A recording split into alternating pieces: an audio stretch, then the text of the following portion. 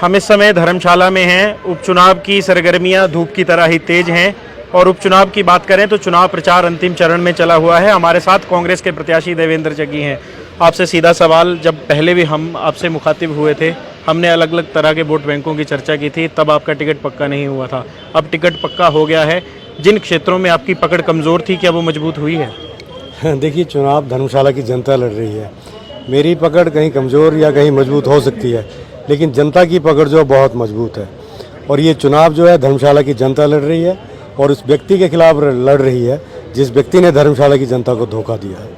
हम मुख्यमंत्री की रैलियां सुन रहे थे, कल भी मुख्यमंत्री मैक्लोडगंज में थे। आपके पक्ष में चुनाव प्रचार तो ठीक चला है, परंतु जिस तरह से मुख्यमंत्री आरोप आपके प्रतिद्वंदी के ऊपर लगा रहे हैं, उन आरोपों का आपको लाभ मिल रहा है? और दूसरा सवाल इसमें यह है, क्या कहीं ऐसा तो नहीं है कि मुख्यमंत्री की जनसभाओं में आपका प्रचार कम, आपके प्रतिद्वंदी का प्रचार ज़्यादा हो रहा है? नहीं, देखिए, जिस व्यक्ति के कारण पूरे हिमाचल में बाई इलेक्शन हो रहे हैं, उस व्यक्ति की चर्चा होना बहुत ज़रूरी है। क्योंकि पूरे हिमाचल में इस व्यक्ति ने, जैसा कि माननीय मुख्यमंत्री जी कह रहे हैं, सरकार को गिराने की भरपूर कोशिश की और हिमाचल की संस्कृति को दागदार किया। हमने कभी नहीं सुना कि बाई इलेक्शन इस कारण हो रहे हैं कि जिस विधायक को यहाँ से चुन के भेजा है वो विधायक दूसरी पार्टी ज्वाइन कर गया। बाई इलेक्शन का हमने ये जरूर देखा कि अगर कहीं का विधायक एमपी लड़के जाता है, जीत के जाता है, तब बाई इलेक्शन होता है, या अकाल किसी की मृत्यु होती है तब वो बाई इलेक्शन वहाँ पे होता है। लेकिन अपने जीवन काल में ये पहला इलेक्शन देख रहा हूँ कि कोई व्यक्ति जो किसी पार्टी सिंबल से लड़के गया और जीतने के बाद उसने दूसरी पार्टी ज्वाइन कर ली। तो ये जो पार्टी दल बदलू की हुई तो उसकी चर्चा तो हर जगह होगी। और रही दूसरी बात, तो मुख्यमंत्री हर जगह ये कह रहे हैं कि जिन लोगों ने हिमाचल की संस्कृति को दागदार किया है और जनता में जिन लोगों ने नेताओं के विश्वास को तोड़ा है लोगों के प्रति, आज हम लोग पूरे विधानसभा क्षेत्र में घूम रहे और कई बार लोग हमारी बैठक में ये कहते हैं कि आप लोग तो वोट मांगने आ जाते हैं और जीतने के बाद ना तो फ़ोन उठाते और ना अपने घर के कभी गेट खोलते हैं। तो देखिए, लोगों की मानसिकता कैसी नेताओं के प्रति हो रही है, कैसे विधायक के प्रति। तो मेरा ये मानना है, ये विश्वास जो लोगों में जो टूटा है उसको हम विश्वास को फिर जोड़ेंगे। और जिस व्यक्ति ने ये सारा कांड किया है, जैसे कि माननीय मुख्यमंत्री जी कहते हैं, ये सरगना है, उस व्यक्ति को पॉलिटिकल तौर पर धर्मशाला की जनता ऐसा जवाब देगी कि भविष्य में कोई भी नेता ऐसा ना करे कि जनता के वोट से जीत के जाए और जीतने के बाद जनता से ना मिले, ना उनके लिए घर के गेट खोले और ना ही उनके फ़ोन अटेंड करे। ये जो इलेक्शन है, ये इलेक्शन चला हुआ है, एक तरफ है एक धनबल जिसको कि सारे लोग कह रहे हैं, एक बहुत बड़ा व्यक्ति जो अपने पैसे के तो उस पर इलेक्शन लड़ रहा है, और दूसरी तरफ जनता इलेक्शन लड़ रही है। तो जीत हमेशा जनता की हुई है और इस बार भी जनता की होगी, क्योंकि जनता जो है वो सच के साथ खड़ी है, सच्चाई के साथ खड़ी है। जग्गी जी, आपने सच्चाई की बात की, जनता तो ये भी देख रही है। जब हमने पहली बार आपसे मुलाकात की थी, आपने एक ही बात कही थी, ये चुनाव धर्मशाला की जनता का चुनाव है। परंतु एक सवाल, अब क्योंकि चुनाव प्रचार अंतिम चरण में है, सवाल एक ये भी उठ रहा है कि जो लोग देवेंद्र जग्गी को चुनाव लड़वाने के लिए हामी भर रहे थे या उस दौरान कहते थे कि देवेंद्र जग्गी या स्थानीय कांग्रेसी को किसी को भी टिकट मिलेगा, सब साथ चलेंगे, वो कुछ नेता आपके साथ दिख नहीं रहे हैं पिछले लंबे अरसे से, क्या कारण है? सभी लोग, चाहे उसमें विजेंद्र कर्ण जी हों, वो हमारी बैठकों में जा रहे हैं, हमारे साथ भाषण कर रहे हैं, कंधे से कंधा मिला के चल रहे हैं। दूसरे, आप मनोज जी की बात करें, वो हर मीटिंग्स में जहाँ जहाँ उनके अपने गढ़ हैं, उनका भी इतने समय से वो राजनीति में हैं, साथ में चले हैं, कंधे से कंधा मिला के चले हैं। और हम लोग जितने भी थे यहाँ पे धर्मशाला में, चाहे शुभकर्ण जी की बात करें, वो भी बिल्कुल साथ चले हुए। कौन व्यक्ति है जो उसमें कांग्रेस की टिकट मांग रहा था और साथ में नहीं है? मैंने कहा, क्योंकि आम कार्यकर्ता को टिकट मिली है, तो जितने भी, अब डेमोक्रेटिक पार्टी है, टिकट हर कोई मांग सकता है, लेकिन पार्टी के लिए एकजुट हैं और सबके साथ मिलके काम कर रहे हैं, अलग अलग जगह पे जाके बैठकें कर रहे हैं, पार्टी के प्रचार कर रहे हैं। देवेंद्र जग्गी के लिए इलेक्शन लड़ रहे हैं, प्रचार कर रहे हैं, धर्मशाला के लिए प्रचार कर रहे हैं, कांग्रेस पार्टी का प्रचार कर रहे हैं। एक यहाँ के गद्दी वोट बैंक पर बड़ा सवाल उठता था कि वो 80% भाजपा के साथ चलता है, क्योंकि आप तो यहाँ से मेयर भी रहे हैं और लगभग आबादी जो है वो धर्मशाला शहर के अंदर ही रहती है। क्या वो वोट बैंक देवेंद्र जग्गी की तरफ थोड़ा कन्वर्ट हुआ है क्या? देखिए, उनके प्रति मेरी सहानुभूति रहेगी, क्योंकि पिछले 40-45 वर्षों से भाजपा ने गद्दी समुदाय को टिकट दिया है और उनके लोग हमेशा जीतते आए हैं बहुत वर्षों से। और इस बार ऐसा हुआ कि भाजपा ने एक बाहरी प्रत्याशी को अपना कैंडिडेट बना दिया है।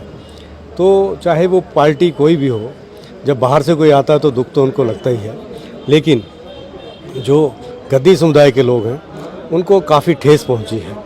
और दूसरा मैं ये कह रहा हूं सभी से कि ये कांग्रेस पार्टी का इलेक्शन नहीं है। बार बार मैं इसलिए कह रहा हूं क्योंकि इसमें सभी जो दल हैं, जो प्रमुख दल हैं, वो सभी धर्मशाला की जनता के साथ, खुद वो धर्मशाला के लोग हैं। इसलिए मैं बार बार कह रहा हूँ ये इलेक्शन पार्टी लाइन से ऊपर उठ के, ये इलेक्शन जनता का है। उसमें भाजपा के लोग भी हैं, कांग्रेस के लोग भी हैं और दूसरी पार्टियों के लोग भी हैं। अभी आपने देखा होगा यहाँ पे कम्युनिस्ट घूम रहे हैं, वो लोग भी क्या प्रचार कर रहे हैं कि ऐसा नेता धर्मशाला में नहीं चाहिए जो धन बल पे राजनीति कर रहा हो, जो लोगों के विश्वास को तोड़ने की राजनीति कर रहा हो, जिसने लोगों को ठगा है, लोगों का दिल तोड़ा है, दिल दुखाया है।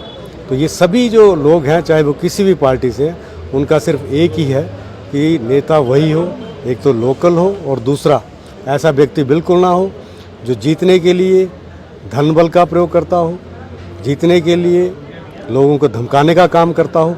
ऐसा नेता यहाँ बिल्कुल नहीं चलेगा। एक तरफ आप लोगों के आरोप हैं 14 महीने दरवाजे बंद रहे, दूसरी तरफ आप लोगों पर आरोप हैं कि धर्मशाला में 14 महीने से, पिछले से 14 महीने से हो कुछ नहीं रहा है। जनता किस पर यकीन करे?